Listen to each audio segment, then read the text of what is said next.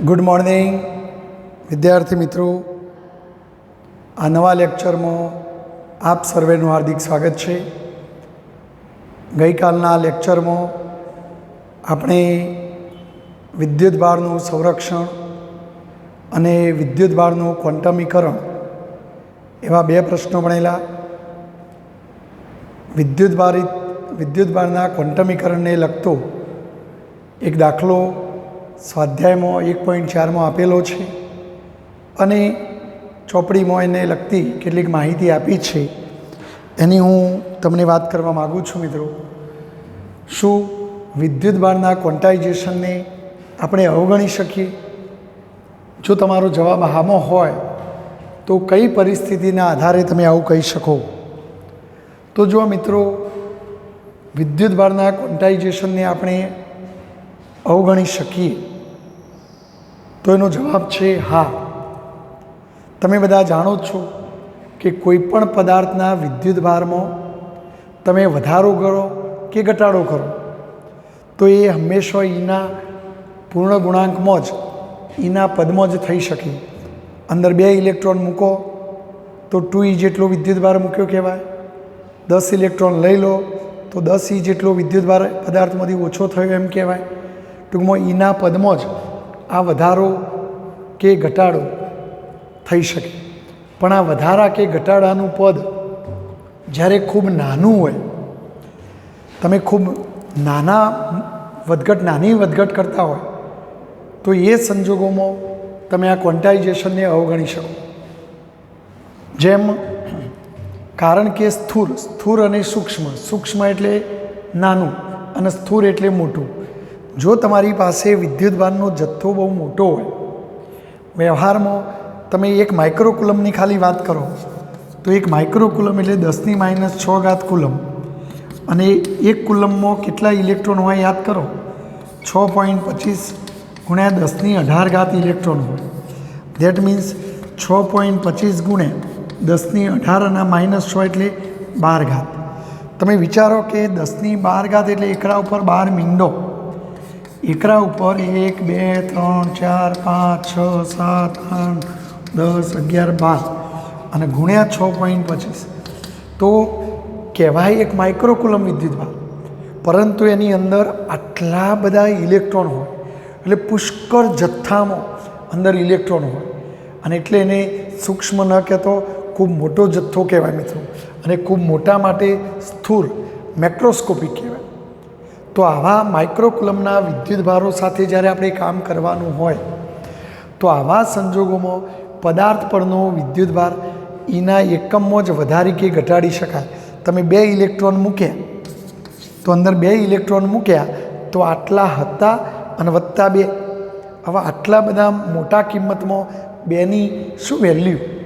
જેમ આપણે દરિયો ભરીને પાણી હોય મિત્રો, હવે દરિયે ભરીને પાણી હોય ને એ પાણીમાં 2 લોટા પાણી રેડો તો શું દરિયાની સપાટી તમને ઊંચી આવેલી દેખાશે? શું દરિયાના પાણીમાં કોઈ વધઘટ થયેલી તમને દેખાશે?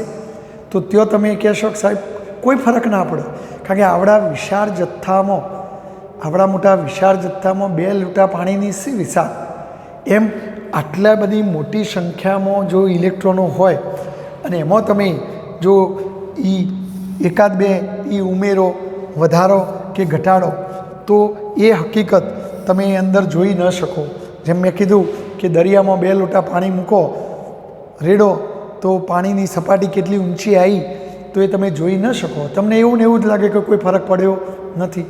એમ મારો કહેવાનો ભાવાર્થ એ છે કે જો તમે આવા માઇક્રોકુલમ વિદ્યુત ભારોની વાત કરો તો એમાં આટલા બધા જથ્થામાં ઇલેક્ટ્રોનનો જથ્થો હોય। હવે આટલા બધા જથ્થામાં તમે 5-10 ઇલેક્ટ્રોન મૂકો કે 5-10 ઇલેક્ટ્રોન લઈ લો તો પણ જાણે કે આ સંખ્યામાં કોઈ ફરક પડે નહીં। એટલે તમારું વિદ્યુત ભારનું જે ક્વોન્ટમીકરણ છે કે ભાઈ આટલા ઉમેર્યા કે બાદ કર્યા એ તમને દેખાય જ નહીં। એટલે એ સંજોગોમાં આ વિદ્યુત ભારનું ક્વોન્ટમીકરણ આપણે અવગણી શકીએ મિત્રો, બરાબર। હકીકતમાં વિદ્યુત ભારિત કણો એટલા બધા સૂક્ષ્મ, એટલે આ વિદ્યુત ભારનું કણ જેવું દાણા જેવું સ્વરૂપ એટલા બધા સૂક્ષ્મ હોવાથી એ આપણે નરી આંખે એમને જોઈ જ નથી શકતા, અદૃશ્ય થઈને સતત સ્વરૂપમાં એ જણાતા હોય છે। અને આ પરિસ્થિતિ તમારે સમજવી હોય તો બિંદુઓ અને રેખાઓના ભૌમિતિક ખ્યાલો સાથે સમજાવી શકાય. દાખલા તરીકે આપણે ગણિતની અંદર આવી કોઈ રેખા દોરીએ કે કોઈ કિરણ દોરીએ કે કોઈ રેખાખંડ દોરીએ. વાસ્તવમાં આ લીટીમાં અસંખ્ય એવા સૂક્ષ્મ કણો આમાં રહેલા છે મિત્રો, પણ આ બધા સૂક્ષ્મ કણો એટલા બધા નાના નાના છે અને એટલા બધા નજીક છે કે જેથી એ બધા આપણને એકાકાર દેખાય અને સળંગ દેખાય છે. એટલે વાસ્તવમાં આ આટલી ટૂંકી લીટીમાં પણ અબજો સૂક્ષ્મ કણો તમે દોરી શકો. એટલે એ બધું તમને આમ હકીકતમાં માઇક્રોસ્કોપિક સૂક્ષ્મદર્શક યંત્રથી તમે જુઓ, ઇલેક્ટ્રોન માઇક્રોસ્કોપ, તો એ કણો તમને છૂટા છૂટા દેખાય. પણ જ્યારે આપણે નરી ઓખે દેખીએ છીએ તો એ છૂટા છૂટા અલગ અલગ નથી જોઈ શકાતા. ભલે સૂક્ષ્મ કણ દાણા જેવા છે પણ તોય આપણને કેવું લાગે, એકાકાર સળંગ જ લાગે. તો આમ વિદ્યુતભારનું કણ જેવું સ્વરૂપ અદૃશ્ય છે, જે નરી ઓખે જોઈ શકાતું નથી અને સતત સ્વરૂપમાં આપણને જણાતું હોય છે. અને આવી પરિસ્થિતિને તમે આવા બિંદુઓ અને રેખાના ભૌમિતિક ખ્યાલોથી તમે સમજાવી શકો કે ભાઈ હકીકતમાં આ લીટી અસંખ્ય કણોની બનેલી છે, પણ એ કણો તમને છૂટા છૂટા દેખાતા નથી, બધું સતત એકાકાર દેખાય છે. ટપકો ટપકોવાળી રેખા, આ ટપકો ટપકોવાળી રેખા દૂરથી તમે જુઓ તો એ દૂરથી જોતો સળંગ સતત દેખાય છે, પરંતુ વાસ્તવમાં એ સળંગ હોતી નથી. એની અંદર નાના નાના નાના નાના નાના સૂક્ષ્મ કણો રહેલા છે. એટલે એવી રીતે નાના નાના પણ ઘણા વિદ્યુતભારો કહેવાય. આપણે કીધું ભાઈ 1 માઇક્રોકુલમ વિદ્યુતભાર, આપણે આ કીધું 1 માઇક્રોકુલમ વિદ્યુતભાર એટલે 10⁻6 કુલમ, એટલે આપણા દૃષ્ટિકોણથી તો જાણે કે નાનો વિદ્યુતભાર છે, પણ હકીકતમાં એ વિદ્યુતભારમાં પણ એટલા બધા ઇલેક્ટ્રોન છે. મેં હમણાં હાલ ઘણી બતાવ્યું કે 6.25 × 10⁻12 કેટલી માત્રામાં ઇલેક્ટ્રોન છે. અને આ ઇલેક્ટ્રોન એટલા બધા સૂક્ષ્મ છે કે જે નરી ઓખે આપણને દેખાય નહીં, બધું એકાકાર જ સતત દેખાય. તો કહે છે કે વાસ્તવમાં એ આ ટપકો ટપકોથી રેખા જોઈએ અને સળંગ દેખાય છે, પણ એ વાસ્તવમાં સળંગ નથી. એ રીતે નાના નાના ઘણા બધા વિદ્યુતભારો ભેગા થઈ એક સાથે લેતો એ સતત વિદ્યુતભાર તરીકે આપણને દેખાય, બરાબર. પણ હકીકતમાં અસંખ્ય વીજભાર અંદર હોય છે. તો આમ સ્થૂળ સ્તરે, મોટા સ્તરે વિદ્યુતભાર એના મૂલ્યની સરખામણીમાં તમે એકલ દોકલ વિદ્યુતભાર લ્યો તો એનું મૂલ્ય ખૂબ નાનું હોય. એ સરખામણીમાં આપણે જ્યારે આવા પ્રચંડ જથ્થામાં રહેલા વિદ્યુતભારિત કણો સાથે આપણે વ્યવહારમાં કામ કરવાનું હોય છે, અને એવા મોટા કામમાં નાનાની શું વિષાદ, બરાબર. અને એટલે આપણે એ અવગણી શકીએ. 1 માઇક્રોકુલમ જેટલો વિદ્યુતભાર, એમાં ઇલેક્ટ્રોનની સંખ્યા મેં હમણાં કીધી 6.25 × 10⁻12 અથવા 0.6 × 10⁻13, એટલે અહીંયા 10⁻13 ગણા એક ઇલેક્ટ્રોનની સાપેક્ષમાં 10⁻13 ગણા ઇલેક્ટ્રોન હોય છે. અને આવડા મોટા માપક્રમ ઉપર તમારા એક વિદ્યુતભારની શું વિષાદ, એક વિદ્યુતભારના પદમાં તમે વધારો કે ઘટાડો કરો તો એ તમે જોઈ ન શકો, બરાબર. અને આમ સ્થૂળ સ્તરે વિદ્યુતભારોના ક્વોન્ટમીકરણનું કોઈ વ્યવહારિક મહત્ત્વ હોતું નથી, જાણે કે કોઈ અસર આપણને વર્તાતી જ નથી, એટલે આપણે એને અવગણી શકીએ, બરાબર. પણ જો સૂક્ષ્મ સ્તરે વાત કરો, તમારી પાસે સૂક્ષ્મ વિદ્યુતભાર હોય કે ભાઈ ચલો તમારી પાસે જે વિદ્યુતભારિત કણો છે એની પાસે 10 જ ઇલેક્ટ્રોન છે, અથવા તમારી પાસે જે વિદ્યુતભાર છે એમાં 100 ઇલેક્ટ્રોન છે, 10 કે 100 ઇલેક્ટ્રોન છે, એટલે કે એના 10 ગણા એટલે 10 અથવા 100 ગણા એટલે 100. નાનો જથ્થો, અને નાના જથ્થામાં થોડી નાની પણ વધઘટ તમને દેખાઈ આવે. તમારી પાસે દરિયો હતો તો દરિયામાં 2 લોટા પાણી રેડો તો દરિયાની સપાટીમાં કશો ફેરફાર તમને નહીં દેખાય. પણ જો તપેલીની અંદર પાણી ભરેલું હોય અથવા ડોલમાં પાણી ભરેલું હોય અને એ પાણીમાં તમે 2 લીટર પાણી રેડો કે 2 લોટા પાણી રેડો તો તરત તમારી સપાટી ઊંચી આવેલી દેખાશે, કે 2 લોટા પાણી લઈ લેશો તો તરત સપાટી નીચે આવેલી દેખાશે. તો ત્યાં નાના જથ્થામાં આ નાનો ફેરફાર પણ તમને દેખાઈ આવશે. જ્યારે મોટા જથ્થામાં દરિયામાં 2 લોટા પાણી રેડો કે લઈ લો તો કંઈ અસર થશે જ નહીં, બરાબર. એટલે મેક્રોસ્કોપિક તબક્કે અવગણી શકાય, માઇક્રોસ્કોપિક તબક્કે નાની વાતોને પણ અવગણી શકાય નહીં. તો આમ સૂક્ષ્મ સ્તરે વિદ્યુતભારો ના દશકો કે શતકો ગણા, 10 ગણા કે 100 ગણા હોય, એટલે એમાં તમે ઈના પદમાં થતો વધારો કે ઘટાડો સમજી શકાય, તમે જોઈ શકો, તમને જણાઈ આવે. અને આ સંજોગોમાં તમે વિદ્યુતભારના ક્વોન્ટમીકરણને અવગણી શકો નહીં. જેમ કે આપણે મુકેશ અંબાણીની વાત કરીએ, આપણા જીઓના માલિક એટલા બધા પૈસાદાર છે, જો એમના 100 રૂપિયા ખોવાઈ જાય તો એટલી બધી મોટી મૂડીમાં 100 રૂપિયા ખોવાઈ જાય તો એમને કોઈ ફરક ના પડે. સમજ્યા? કંઈ અસર જ ના થાય, કોઈ ફરક પડે જ નહીં. એટલે 100 રૂપિયાની કોઈ વેલ્યુ જ નથી થયો. પરંતુ તમારા જેવા કે મારા જેવા સામાન્ય ગરીબ માણસ, અને જો સામાન્ય ગરીબ માણસના 100 રૂપિયા ખોવાઈ જાય તો તરત આપણને લાગી આવે, તરત એ અસર આપણને જણાઈ આવે. કારણ કે આપણા માટે 100 રૂપિયા એટલે બહુ મોટી કિંમત કહેવાય, જ્યારે મુકેશ અંબાણી માટે 100 રૂપિયા નાની કિંમત. એટલે મોટા જથ્થામાં નાના માપને અવગણી શકાય, પણ નાના જથ્થામાં નાના માપને અવગણી શકાય નહીં.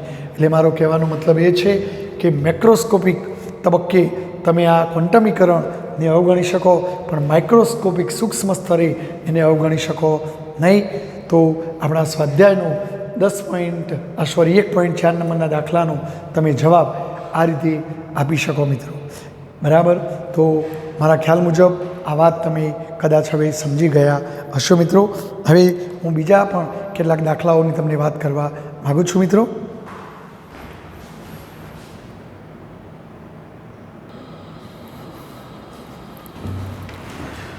જો વિદ્યાર્થી મિત્રો, સ્વાધ્યાયની અંદર 1.5 નંબરનો દાખલો જોઈએ આપણે એની વાત.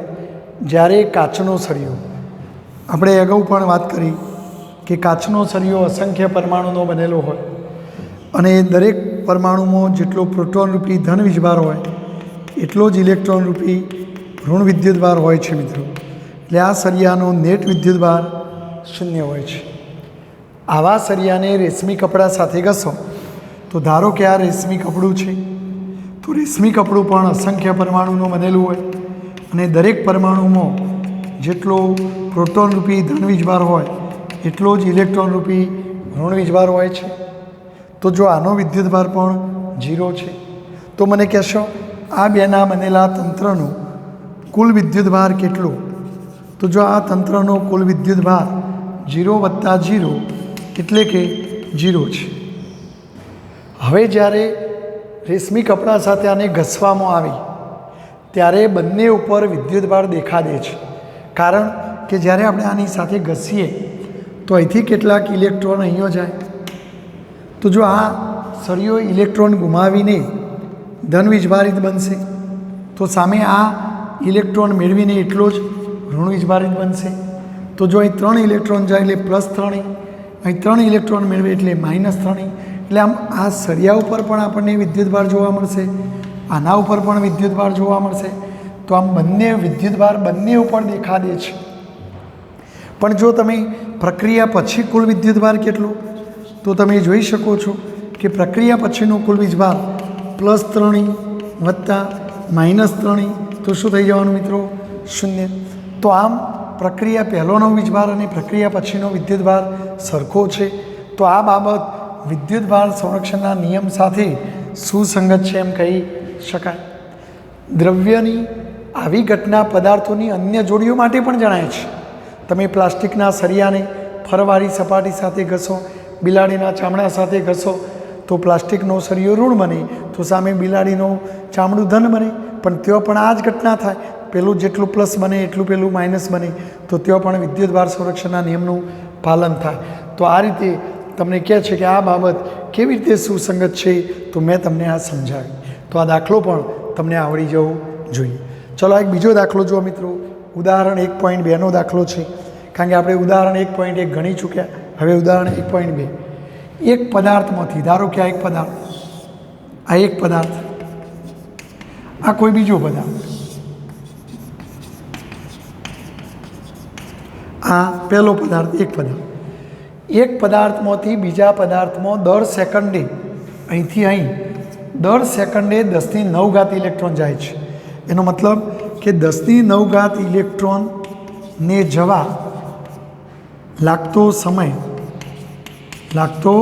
સમય તમારી પાસે છે દર સેકન્ડ, એટલે 1 સેકન્ડ. તો 1 સેકન્ડમાં અહીંથી અહીંયા 10⁹ ઇલેક્ટ્રોન જાય છે. તો આ બીજા પદાર્થ ઉપર 1 કુલમ વિદ્યુતભાર થવા માટે કેટલો સમય લાગે, એટલે તમારે અહીંથી બધા ઇલેક્ટ્રોન આવી જાય તો ધીમે ધીમે આ પદાર્થ વિદ્યુતભારિત થાય અને આ પદાર્થનો વિદ્યુતભારનું મૂલ્ય 1 કુલમ કરવું છે, તો 1 કુલમ થવા માટે કેટલો સમય લાગે. હવે બોલો અહીંથી કેટલા ઇલેક્ટ્રોન આમ જાય તો 1 કુલમ થાય, તો એ 1 કુલમ વિદ્યુતભારમાં કેટલા ઇલેક્ટ્રોન એ સંખ્યા હું પહેલાં ગણી કાઢું. તો જો મિત્રો 1 કુલમ વિદ્યુતભારમાં રહેલા ઇલેક્ટ્રોનની સંખ્યા આપણે ગણી નાખીએ. ધારો કે n છે અને મારે ગણવી છે. તો જો આપણે ક્વોન્ટમીકરણમાં ભણી ગયા કે q બરાબર n, તો n શોધવાનું સૂત્ર કયું મિત્રો? q upon e. બોલો qની કિંમત 1 કુલમ બરાબર, અને ઇલેક્ટ્રોનના વિદ્યુતભારનું મૂલ્ય 1.6 ગુણ્યા 10⁻⁻19 માટે જો n તો આ ઉપર લઈ જાઓ તો +19 થઈ જશે અને 1/1.6 તો 0.625 ગુણ્યા 10⁻19. તો મિત્રો આટલા ઇલેક્ટ્રોન થશે. તો આમ એક પદાર્થમાંથી જો અહીંયા 1 કુલમ વિદ્યુતભાર એકઠો કરવો હોય તો આટલા ઇલેક્ટ્રોન જવા જોઈએ. તો એનો મતલબ કે આટલા ઇલેક્ટ્રોન જાય ત્યારે આટલો વિદ્યુતભાર થાય, તો એ માટે લાગતો સમય ગણવો છે. તો જો હવે 83 મૂકીએ મિત્રો કે 10⁹ ઇલેક્ટ્રોનની જવા માટે કેટલો સમય લાગે? 1 સેકન્ડ. તો આપણે આટલા n જેટલા ઇલેક્ટ્રોન જવા દેવાના છે, તો એમને જવા માટે કેટલો સમય લાગે? તો સમય ગણવો હોય તો t n/10⁹. હવે nની કિંમત તમે જુઓ 0.625 ગુણ્યા 10⁻19 અને છેદમાં 10⁹ તો સમય t 0.625 ગુણ્યા 10⁻10 આટલા સેકન્ડ. જો ફરી એકવાર મિત્રો રકમ કહે છે કે આ એક પદાર્થમાંથી બીજા પદાર્થમાં દર સેકન્ડે 10⁹ ઇલેક્ટ્રોન જાય છે, એટલે કે આટલા ઇલેક્ટ્રોનને જવા આટલો સમય લાગે. તો આવી તમે કેટલા ઇલેક્ટ્રોન તમે જવા દો કે જેથી આ બીજા પદાર્થ ઉપર 1 કુલમ વિદ્યુતભાર જમા થાય, તો એ કેટલા ઇલેક્ટ્રોન જવા દેવા પડીએ મેં પહેલાં ગણી કાઢ્યા કે ભાઈ 1 કુલમ વિદ્યુતભાર જો એકઠો કરવો હોય તો કેટલા ઇલેક્ટ્રોન જવા જોઈએ? તો ઇલેક્ટ્રોનની સંખ્યા n તમે ગણી કાઢી. તો હવે આટલા ઇલેક્ટ્રોનને જવા માટે 1 સેકન્ડ, તો આટલા ઇલેક્ટ્રોનને જવા માટે કેટલો સમય લાગે? તો આ જવાબ છે આપણો મિત્રો. તો જો અહીં આપણો જવાબ કેટલો આવે મિત્રો? t બરાબર 0.625 ગુણ્યા 10⁻10 સેકન્ડ આટલો જવાબ આવ્યો. પરંતુ જો તમારે આનો વર્ષમાં ગણતરી કરવી હોય તો વર્ષમાં ગણતરી કરવા માટે વર્ષ અને સેકન્ડ વચ્ચેનો સંબંધ તમે જાણતા હોવા જોઈએ. તો જો 1 વર્ષના દિવસ કેટલા મિત્રો? 365 દિવસ. જો દિવસના બદલે તમારે કલાક લખવા હોય તો દિવસ કાઢી નાખો તો 24 કલાક. જો સેકન્ડમાં જવાબ લાવવો હોય તો કલાક કાઢી નાખો તો કલાકના સેકન્ડ કેટલા? 3600. તો આમ 1 વર્ષના આટલા સેકન્ડ થાય. તો જો તમારે સેકન્ડના બદલા વર્ષમાં કન્વર્ટ કરવું હોય તો આટલાય ભાગવું જોઈએ. તો જો 0.625 ગુણ્યા 10⁻10 ભાગ્યા 365 ગુણ્યા 24 ગુણ્યા 3600 આટલાય ભાગો તો વર્ષ બની જાય. અને આ ગણતરી કેલ્ક્યુલેટરથી કરતો હોય એપ્રોક્સિમેટલી આ જવાબ લગભગ 198 વર્ષ જેવો આવે છે, જેને આપણી ચોપડીમાં રાઉન્ડ ફિગર 200 વર્ષ કહેલ છે. તો આમ જો 1 કુલમ વિદ્યુતભાર એકઠો થવા માટે 200 વર્ષ લાગે, કારણ કે 1 કુલમ એટલે બહુ મોટો વિદ્યુતભાર કહેવાય, કારણ કે 1 કુલમમાં કેટલા બધા ઇલેક્ટ્રોન હોય અને એટલા બધા ઇલેક્ટ્રોનને જવા માટે 200 વર્ષ લાગે મિત્રો. જો મિત્રો તમે આવો એક તોબાનો ટુકડો લો કે જેની લંબાઈ 1, પહોળાઈ 1 સેન્ટીમીટર અને ઊંચાઈ પણ 1 સેન્ટીમીટર હોય, તો આ 1 સેન્ટીમીટરની બાજુવાળો તોબાનો ટુકડો લો તમે તો કહેવાય 1 સેન્ટીમીટરની બાજુવાળો એટલે નાનો ટુકડો. પણ એવા ટુકડામાં મુક્ત ઇલેક્ટ્રોનની સંખ્યા લગભગ 2.5 ગુણ્યા 10⁻24 જેટલી હોય છે. વિચારો તમે, કહેવાય 1 સેન્ટીમીટર ઘન કદનો ટુકડો, પણ એની અંદર લગભગ 2.5 ગુણ્યા 10⁻24 જેટલા ઇલેક્ટ્રોન હોય છે મિત્રો. બરાબર. તો આ બહુ મોટી સંખ્યામાં ઇલેક્ટ્રોન જવાની વાત આવી મિત્રો. તો આ દાખલો પણ તમને આવડી જવો જોઈએ મિત્રો. તો રોજનો રોજ તૈયાર કરી દેવાનો. જોઈએ આપણે બીજો દાખલો.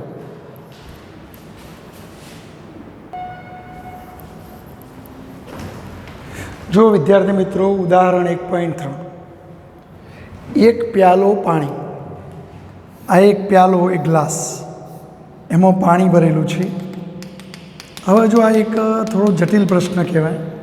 ખરેખર આમને રકમમાં ચોખવટ કરવી પડે કે એ પ્યાલો કે જેમાં પાણી કેટલું રહી શકે. કોઈનો પ્યાલો મોટો હોય, કોઈનો પ્યાલો નાનો હોય, તો નાના પ્યાલામાં ઓછું પાણી હોય, મોટા પ્યાલામાં વધુ પાણી હોય. તો કહેશે પાણીમાં કેટલા ધન અને ઋણ વીજભારો હશે. તો આ ગડબડીવાળો પ્રશ્ન કહેવાય. એટલે ખરેખર આમાં પ્યાલાનું પાણીનું દળ આપણને આપી દેવું પડે. એટલે આપણા પુસ્તકમાં તો ઉલ્લેખ નથી કર્યો, પરંતુ આપણે લગભગ સામાન્ય રીતે 250 ગ્રામ પાણીનું દળ હોય એવું પ્યાલો પસંદ કરીએ. તો પ્યાલામાં રહેલા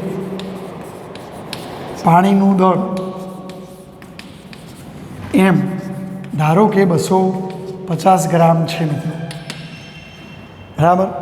તો આ પાણીમાં કેટલા ધન અને કેટલા ઋણ વીજભારો હશે. હવે પહેલાં તો પાણીની અંદર તમને પાણીનો અણુભાર આપે છે કે પાણીનો અણુભાર 18 છે. મિત્રો, અણુભારનો એકમ તમને ખબર હશે, રસાયણ વિજ્ઞાનમાં આવે છે. અણુભારનો એકમ ગ્રામ પર મોલ. પરમાણુભારનો એકમ પણ ગ્રામ પર મોલ. પણ અહીં H2O એટલે અણુ કહેવાય, પાણી એટલે અણુભાર તમને કહેવાય. જો આ અણુભાર ઉપરથી તમને આ 250 ગ્રામ પ્યાલામાં કેટલા પરમાણુઓની સંખ્યા, પરમાણુઓની કુલ સંખ્યા આપણે શોધી શકીએ. જો એના માટે હું કાયમ માટે તમને એક સૂત્ર બની આપું જે કોઈ પણ માટે લાગુ પડે. જો આ અણુભારનો મતલબ શું? આટલા ગ્રામ પર મોલ. પર મોલનું દળ કેટલું હોય? 18 ગ્રામ. પર મોલનું દર 18 ગ્રામ, અથવા ઊંધું બોલીએ અથવા આ રીતે બોલા જુઓ, 18 ગ્રામ પર મોલ. એક મોલનું દળ બરાબર 18 ગ્રામ, અને 18 ગ્રામ પર મોલ એ શું છે મિત્રો? અણુભાર. તો એક મોલનું દર કેટલું હોય? અણુભાર જેટલું હોય. તો એક મોલનું દર એના અણુભાર જેટલું હોય. તો આ જ વાક્ય ઊંધું લખીએ આપણે. જો અણુભાર જેટલું દળ લઈએ તો અણુભાર જેટલું દળ લઈએ તો એક મોલનું દળ થયું કહેવાય. અને એક મોલમાં સંખ્યા આપણે લઈએ તો અણુભાર જેટલા દળમાં કેટલી સંખ્યા હોય? તો બોલો, એક મોલમાં રહેલા અણુઓની સંખ્યા કેટલી? તો એવોગેડ્રો અંક જેટલી. તો એક મોલમાં આટલા અણુઓ હોય તો આટલો અણુભાર લ્યો તો આટલા અણુ કહેવાય. જો પરમાણુની વાત કરતા હોય તો આટલા પરમાણુ હોય. તો પછી આના ઉપરથી એમ જેટલું દળ હોય તો અણુઓની સંખ્યા કેટલી? તો એમ દરમાં અણુઓની સંખ્યા n બરાબર m ગુણ્યા અણુભાર ગુણ્યા દળ m ભાગ્યા m ગુણ્યા એવોગેડ્રો અંક છેદમાં અણુભાર આવશે મિત્રો. એટલે આપણે આ એક સૂત્ર કાયમ માટે યાદ રાખવાનું કે m દળમાં પરમાણુ કે અણુની સંખ્યા n શોધવાનું સૂત્ર એવોગેડ્રો અંક ગુણ્યા દળ m ભાગ્યા પરમાણુ ભાર. જો અણુની વાત હોય તો અણુભાર લખવાનો, પરમાણુની વાત હોય તો પરમાણુ. જો ફરી એકવાર મિત્રો, 18 ગ્રામ પર મોલ. પર મોલનું દર 18 ગ્રામ. પર મોલનું દળ 18 ગ્રામ, કારણ કે અણુભાર જેટલું હોય. અથવા ઊંધું, અણુભાર જેટલું દળ એટલે એક મોલનું દળ, અને એક મોલમાં એવોગેડ્રો અંક જેટલા અણુ હોય. તો આમાં અણુભાર જેટલા વજનમાં આટલા અણુઓની સંખ્યા હોય. તો આવા અણુભારમાં આટલા અણુ હોય તો એમ દળમાં કેટલા? તો આ સૂત્ર બને. તો કાયમ માટે આ એક સૂત્ર યાદ રાખવાનું મિત્રો. તો જો હવે આપણે અહીંયા ગણીએ તો એમ દળ પાણીમાં અણુઓની સંખ્યા capital N is equal to Avogadro અંક ભાગ્યા પાણીનો અણુભાર ગુણ્યા દળ m. તો જો 6.02 ગુણ્યા 10⁻23 પાણીનો અણુભાર કેટલો ભાઈ 18 અને હવે આપણે જે પ્યાલો પસંદ કર્યો એનું દળ 250 ગ્રામ છે તો જો કેલ્ક્યુલેટરથી આનું સાદુરૂપ આપીએ આપણે મિત્રો તો લગભગ આ જવાબ આવે છે 83.611 ગુણ્યા 10⁻23 તો આટલા 23 તો આ પાણીના અણુઓની સંખ્યા તો આપણા પ્યાલામાં પાણીના આટલા અણુઓ હશે મિત્રો હવે આપણને વિદ્યુતભારમાં રસ છે કેટલો ધન વીજભાર અને ઋણ વીજભાર તો ચલો પહેલાં હું એક અણુની વાત કરું તમે જાણો છો પાણી એટલે H2 અને H2Oમાં 2 હાઇડ્રોજન હોય અને એક ઓક્સિજન હોય બોલો હાઇડ્રોજનનો પરમાણુ ક્રમાંક કેટલો મિત્રો 1 તો હાઇડ્રોજનના એક પરમાણુમાં એક પ્રોટોન હોય અને એક ઇલેક્ટ્રોન હોય પ્રોટોન ધન વીજભાર ધરાવે ઇલેક્ટ્રોન ઋણ વીજભાર ધરાવે ઓક્સિજનનો પરમાણુ ક્રમાંક 8 તો એના ન્યુક્લિયસમાં 8 પ્રોટોન હોય તો એ પ્રોટોનને કારણે ધન વીજભાર ધરાવે અને એક કક્ષાઓમાં 8 ઇલેક્ટ્રોન હોય જેટલા પ્રોટોન હોય એટલા જ ઇલેક્ટ્રોન હોય તો જો હાઇડ્રોજનનો પરમાણુ ક્રમાંક 1 એટલે એક પ્રોટોન હોય ઓક્સિજનનો પરમાણુ ક્રમાંક 8 એટલે 8 પ્રોટોન હોય તો આમ પાણીના એક અણુમાં પ્રોટોનની સંખ્યા આપણે ગણી નાખીએ કેટલી હોય ભાઈ તો 2 એકા 2 અને 8 10 તો પાણીના એક અણુમાં પ્રોટોનની સંખ્યા 10 હોય અને એ જ એક અણુમાં ઇલેક્ટ્રોનની સંખ્યા પણ કેટલી હોય તો ઇલેક્ટ્રોનની સંખ્યા પણ 10 જ હોય મિત્રો તો આમ પાણીના એક અણુમાં આટલા પ્રોટોન હોય આટલા ઇલેક્ટ્રોન હોય અમે એક અણુની વાત કરી તમારા પ્યાલામાં કેટલા અણુ હતા n અણુ તો પછી n અણુ હોય તો n અણુમાં પ્રોટોનની સંખ્યા કેટલી તો ચલો પ્રોટોનની સંખ્યા જેને આપણે સ્મોલ n કહીએ તો જો એક અણુમાં પ્રોટોનની સંખ્યા 10 તો n અણુમાં કેટલી તો 10 n હોય અને કુલ સંખ્યાને આપણે સ્મોલ n કહીએ એ રીતે ઇલેક્ટ્રોનની સંખ્યા પણ કેટલી હોય મિત્રો તો ઇલેક્ટ્રોનની સંખ્યા પણ એટલી જ હોય 10 n તો આ રીતે આ પ્યાલામાં રહેલા પ્રોટોનની કુલ સંખ્યા અને ઇલેક્ટ્રોનની કુલ સંખ્યા આપણને મળી ગઈ સરખી જો ફરી એકવાર ધારો કે આ પ્યાલામાં રહેલા પાણીનું દર 250 ગ્રામ છે તો આ m દરના પાણીમાં કેટલા અણુઓ હોય એ અણુઓને હું કેપિટલ N કહી દઉં તો આ સૂત્રથી તમારે ગણી કાઢવું હવે હું એક અણુની વાત કરું તો પાણીનું સૂત્ર કયું H2 2 હાઇડ્રોજન હોય એક ઓક્સિજન હોય હાઇડ્રોજનનો પરમાણુ ક્રમાંક 1 એટલે 1 પ્રોટોન તો 2 હાઇડ્રોજનમાં 2 પ્રોટોન ઓક્સિજનનો પરમાણુ ક્રમાંક 8 એટલે 8 પ્રોટોન તો કુલ 10 પ્રોટોન તો આમ હાઇડ્રોજન પાણીના એક અણુમાં 10 પ્રોટોન હોય 10 ઇલેક્ટ્રોન હોય હવે એક પ્રોટોનનો વીજભાર આપણે પ્રોટોનની સંખ્યા મળી ગઈ હવે આપણા પ્યાલામાં કુલ કેટલા પ્રોટોન થયા તો જો કુલ અણુઓની સંખ્યા આટલી તો એક અણુમાં જો 10 પ્રોટોન હોય તો n અણુમાં કેટલા હોય 10 n પ્રોટોન હોય અને આટલા ઇલેક્ટ્રોન હવે આ પ્રોટોન શું બતાવે ધન વીજભાર તો હવે આ પ્રોટોનની સંખ્યા ઉપરથી આપણે વીજભાર ગણી કાઢીએ તો ચલો આપણે ધન વીજભાર ગણવો છે તો Q બરાબર એની પણ એમની જગ્યાએ શું લખો 10 n ઇન્ટુ E ચલો હું કિંમત મૂકી દઉં તો જો 10 nની કિંમત 63.611 ગુણ્યા 10⁻23